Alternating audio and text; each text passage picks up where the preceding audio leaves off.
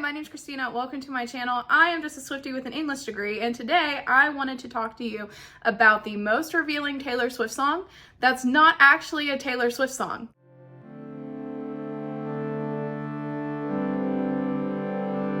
Today we are going to talk about Renegade by Big Red Machine that was released on July 2nd of 2021. This is a song that Taylor did with a name that you may be more familiar with if you're in the Swiftie-verse, which is Aaron Dessner. Big Red Machine is Aaron Dessner's band, and this is a song that her and Aaron Dessner wrote together, and let's talk about it because there is a lot to discuss. This song was on Aaron Dessner's or the Big Red Machine's album. How long do you think it's gonna last? When this song first came out, I don't know if it was just the rhetoric around it. I don't know if this actually came from somewhere, but everyone was assuming that the song was written primarily by Aaron Dessner and that the vibes and the overall like depressing sound lyrics of the song were from Aaron Dessner's viewpoint and not so much Taylor's. I think that this was kind of just what Taylor was telling us at the time. You know, we didn't know that there was any problems in Joe Paradise during 2021 when this song was released. And really, for most people, this song was just a blip on the radar. It wasn't a Taylor Swift song, but there is a lot here. So let's unpack it.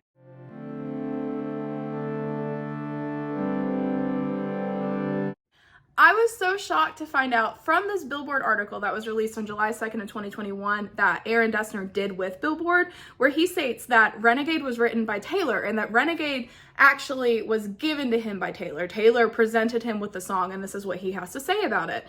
He says, Renegade came along after they finished working on Evermore, which he states regarding to Taylor, he states, she wrote Renegade, and it was like, again, getting hit by a bolt of lightning or something. I emotionally was really struck by the first time I heard it. Just the way she talks about how anxiety and fear get in the way of loving someone or create an inability for someone to love. And I think it's incredibly relatable. So, why did Taylor Swift write an immensely personal song and then place it on one of her friends' albums and not place it on one of her own?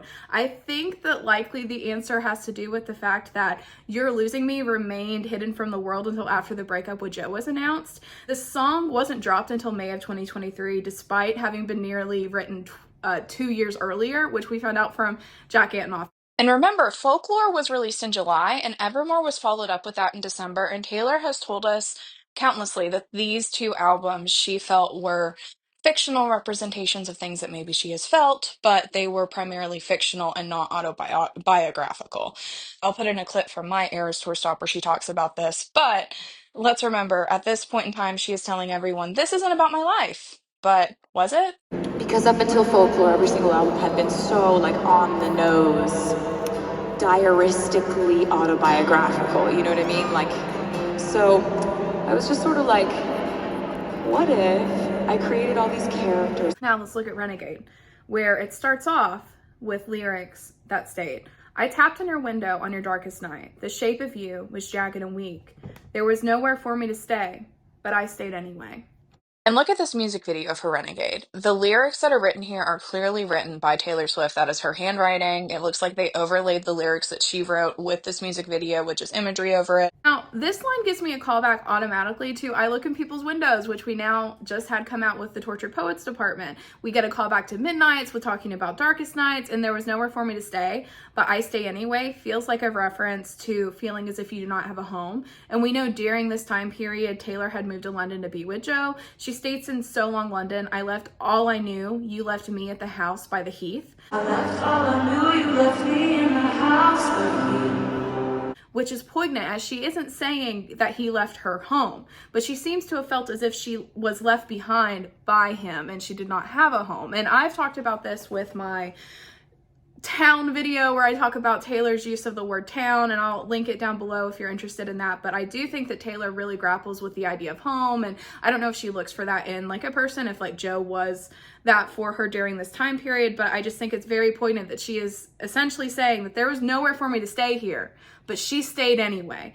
I just had a brain thought about something that I did not write down, but when she says, there was nowhere for me to stay, but I stayed anyway, she could be referring to not having a place that she's loved, not feeling like there's room in his heart for her to be loved, and that just makes me extra sad. Even during this depressive episode or whatever is going on with this relationship represented in this song, she stays. The next part of the song, Taylor says, "And if I would have known how many pieces you had crumbled into, I might have let them lay." If I would have known how many pieces you had crumbled into, I might have let them lay.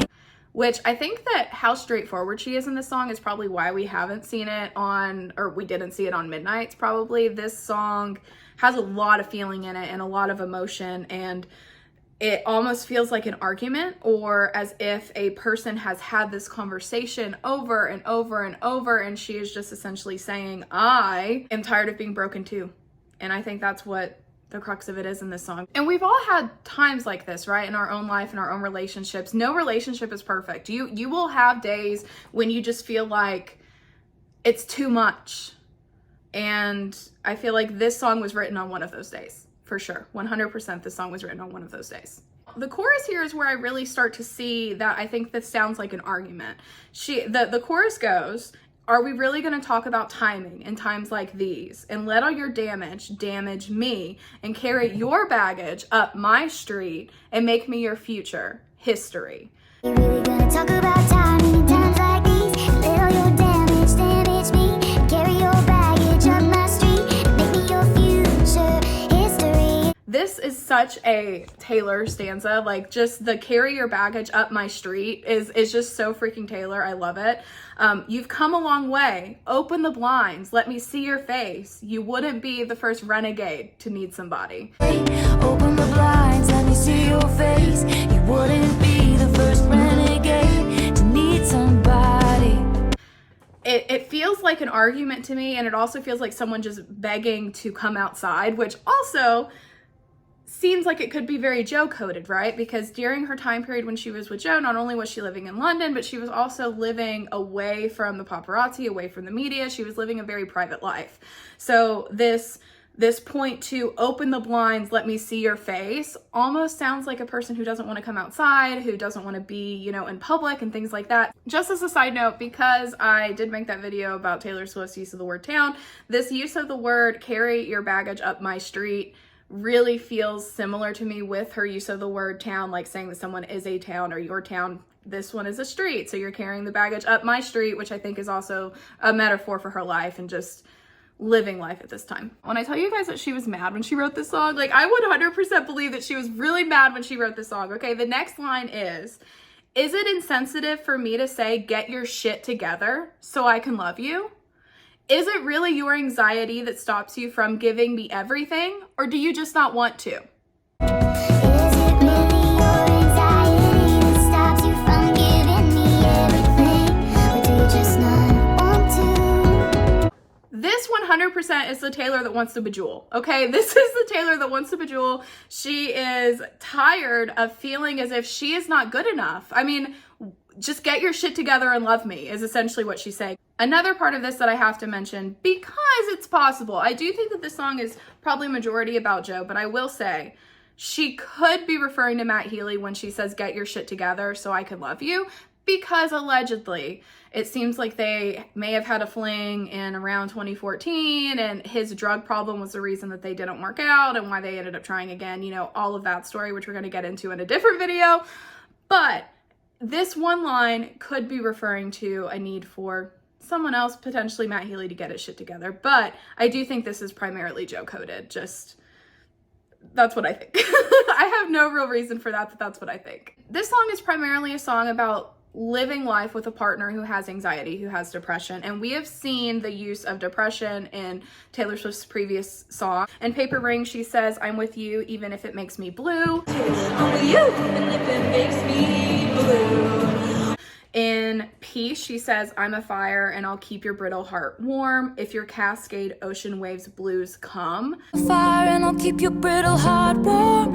If your Cascade ocean wave blues come. In Hoax, she says, I don't want no other shade of blue but you. Don't want no other shade of blue but you. No other sadness in the world will do.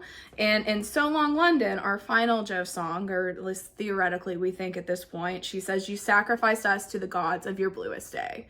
You sacrificed us to the gods of your bluest day. So I don't think that there's really an argument with saying that we've talked about blue being in reference to Joe before, and theoretically about blue and depression being in reference to Joe. Take what you will from that. We are all just reading tea leaves here. We are literally reading into lyrics, but that is what this gives me. Now that we've gone over the lyrics, let's talk about what renegade actually means, because that is a song title, and she is continuously saying throughout the song, you're not the first renegade to need somebody. A renegade is a person who deserts and betrays an organization, country, or set of principles. He was a renegade, but what made him a renegade? Was it just his inability to love her? Was it something else? What made him a renegade? Let's talk about it in the comments. Now, one of the stanzas that repeats itself, right? I mean, it ends up changing, but I tapped on your window on your darkest night. The shape of you was jagged and weak. There was nowhere for me to stay, but I stayed anyway. You fire off missiles because you hate yourself, but do you know you're demolishing me? And then you squeeze my hand as I'm about to leave. Are we really gonna talk about time? Off missiles cause you hate yourself, but do you know you're demolishing me?